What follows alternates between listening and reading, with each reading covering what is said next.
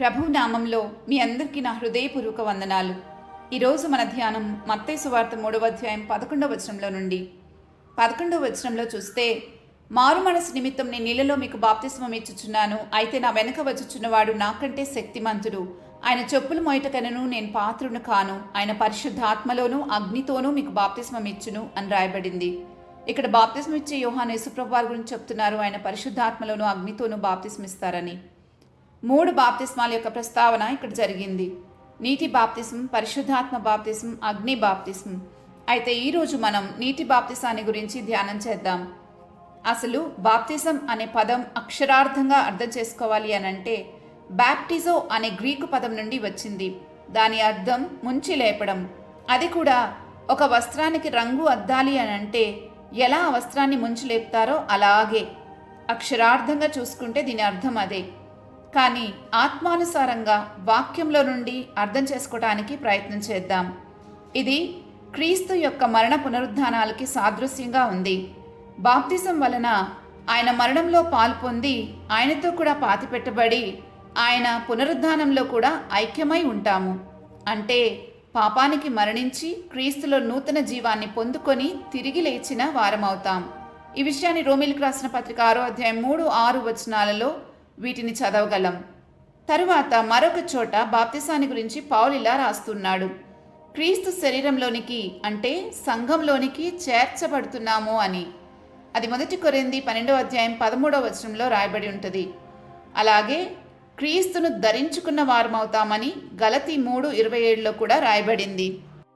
ఎలాగైతే జలప్రళయం సమయంలో దేవుని ఉగ్రత నుండి ఆ ఓడలో చేరిన నోవహు కుటుంబం తప్పించబడిందో, అలానే దానికి సాదృశ్యమైన బాప్తిస్మం ఈరోజు మనల్ని రక్షిస్తుందని పేతురు తన మొదటి పత్రికలో రాస్తున్నాడు.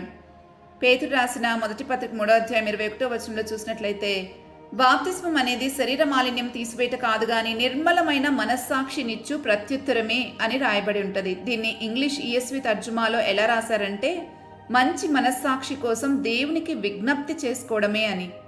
నేనెందుకు ఈ తర్జుమాని చూస్తానంటే, ఇంగ్లీష్లో 2 రకాలైన తర్జుమాలు ఉంటాయి. మాటకు మాట తర్జుమా చేసేవి, ఆలోచనకు ఆలోచన తర్జుమా చేసేవి, ఇంకా చాలా ఉంటాయి. అయితే ప్రాముఖ్యంగా ఇవి ఉంటాయి. అయితే నేను మాటకు మాట తర్జుమా చేసేవారిని ఎక్కువగా ఫాలో అవుతుంటాను కాబట్టి ESV చూశాను. దీన్ని బట్టి అంటే ఈ వాక్యాన్ని బట్టి మనకు అర్థమవుతుంది అసలు మంచి మనస్సాక్షి మనకు అప్పుడే మొదలవుతుందని. బాప్తిస్మం ఎప్పుడైతే పొందుకుంటామో అప్పుడే మంచి మనస్సాక్షి మొదలవుతుందని. అక్కడి నుండి మనం మేలు కీళ్లను వివేచించే స్థాయికి ఎదగాలి అని హెబ్రీలకు రాసిన పత్రిక 5వ అధ్యాయంలో చదువుతాం. అయితే ఒకరు నీటి బాప్తిసం తీసుకోగానే అంతా అయిపోయిందా, ఒక వ్యక్తిలో రక్షణ కార్యం పూర్తయిపోయినట్లేనా అంటే లేదు, అప్పుడే మొదలైంది అని వీటన్నిటి నుండి నేను చెప్తాను.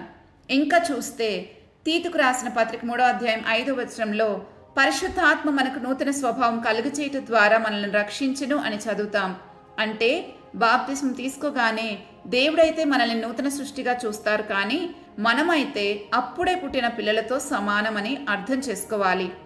వారు రోజు రోజుకి ఎదగాలి.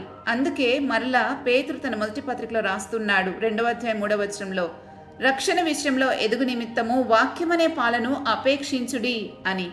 దీనిని బట్టి మనకు అర్థమవ్వాల్సిన విషయం ఏంటంటే, ఒక వ్యక్తి బాప్తిసం పొందుకున్నాక రోజు రోజుకి రక్షణ విషయంలో ఎదుగుతూ పరిశుద్ధాత్మ చేత నూతన స్వభావాన్ని పొందుకొని అంతం వరకు సహించినప్పుడే రక్షించబడతాడు అని. అంతం వరకు సహించిన వాడే రక్షించబడతాడని మత్తయి సువార్త 24:13వ వచనంలో చూస్తాం.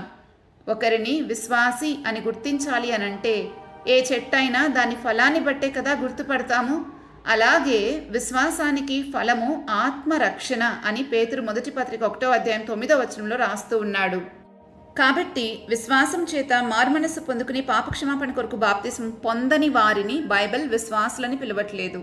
విశ్వాసం లేకుండా దేవునికి ఇష్టలై ఉండట అసాధ్యం కూడా. హెబ్రీలకు రాసిన పత్రిక 11:6లో మనం చూస్తాం. ఇలా నీటి బాప్తిస్మం ద్వారా మనం క్రీస్తుని ధరించుకున్న వారమై క్రీస్తులోనికి అంటే ఆయన శరీరంలోనికి చేర్చబడతాము. శిష్యులు క్రీస్తులోనికి నీటి బాప్తిస్మం ఇస్తే యోహాను చెప్పినట్లు యేసుక్రీస్తు ప్రభువారు తన వారికి పరిశుద్ధాత్మలోను అగ్నిలోను బాప్తిస్మం ఇస్తారు. ఈ క్రమంలో బాప్తిస్మం పొందుకున్న వారందరూ పరిశుద్ధాత్మను వరంగా పొందుకుంటారు. అప్పటి వరకు మనతో ఉండి పనిచేసిన పరిశుద్ధాత్ముడు అప్పటి నుండి మనలో ఉండి మనల్ని నడిపిస్తాడు. ఇది యెహెజ్కేలు పుస్తకం 36వ అధ్యాయం 26-27 వచనంలో ఉన్న ప్రవచనం యొక్క నెరవేర్పు. అక్కడ ఏం చెప్పబడిందంటే 26వ వచనంలో నూతన హృదయం మీకు ఇచ్చేదను, నూతన స్వభావం మీకు కలుగచేసేదను, రాతి గుండె మీలో నుండి తీసివేసి మాంసపు గుండెను మీకు ఇచ్చేదను అని. 27వ వచనంలో చూస్తే నా ఆత్మను మీ అందుంచి నా కట్టడలను అనుసరించు వారిని గాను విధులను గైకుని వారిని గాను మిమ్మల్ని చేసేదను అని చెప్పబడింది. అందుకే అపోస్తల కార్యాలు 2వ అధ్యాయం 38వ వచనంలో పేతురు అంటాడు, మీరు మారుమనస్సు పొంది పాపక్షమాపణ నిమిత్తం ప్రతివాడు యేసుక్రీస్తు నామమున బాప్తిస్మం పొందుడి, అప్పుడు మీరు పరిశుద్ధాత్మను వరాన్ని పొందుతారు అని. కాబట్టి ఒక క్రమంలో అంటే మారుమనస్సు పొంది పాపక్షమాపణ నిశ్చయిత కలిగి బాప్తిస్మం పొందుకున్న వారు మాత్రమే పరిశుద్ధాత్మను వరంగా పొందుకుంటారు. అప్పటి నుండి పరిశుద్ధాత్ముడు రక్షించబడిన వారిలో నివసించి నడిపిస్తూ ఉంటాడు. రక్షణ పొందిన ప్రతి ఒక్కరూ ప్రభు వాగ్దానం చేసిన క్రొత్త నిబంధనలో చేరతారు. అప్పటి నుండి మనం ప్రభువుతో నిబంధనలోనికి వచ్చిన వారం అవుతాం. ఆ నిబంధనకు ముద్ర వేయబడుతుంది పరిశుద్ధాత్మ ద్వారా. అందుకే పౌలు ఎఫెసీయులకు రాసిన పత్రికలో 1వ అధ్యాయం 13వ వచనం రాస్తున్నాడు, మీరు క్రీస్తునందు విశ్వాసముంచి వాగ్దానం చేయబడిన ఆత్మచేత ముద్రింపబడితిరి అని. కాబట్టి ఆత్మచేత మనం సీల్ చేయబడ్డాం, అంటే ముద్రించబడ్డాం. ఆ ఆత్మ, ఆ ముద్రే మనల్ని గురించి సాక్ష్యం ఇస్తుంది, మనము దేవుని కుమారులమని. రోమీలకు రాసిన పత్రిక 8:16లో ఈ విషయం స్పష్టంగా చెప్పబడింది. మనము దేవుని పిల్లలమని ఆత్మ తానే మన ఆత్మతో కూడా సాక్ష్యం ఇచ్చుచున్నాడు అని.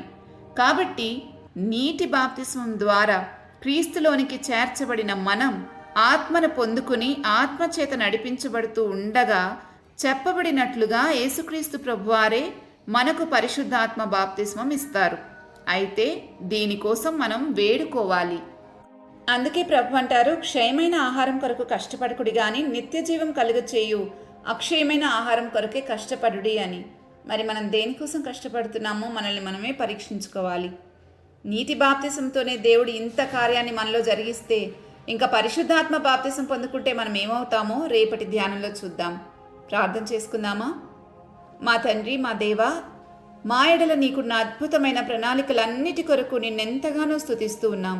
నీవు మా కొరకు ఏర్పాటు చేసిన ప్రతిదీ మా మేలు కొరకేనని మాకు అర్థమవుతూ ఉంది. అయితే మేము ఈ లోకంలోని ఎటువంటి ఆకర్షణలకు గురి కాకుండానట్లు నీతో మా జీవితం కొనసాగించమని వేడుకుంటూ ఉన్నాం.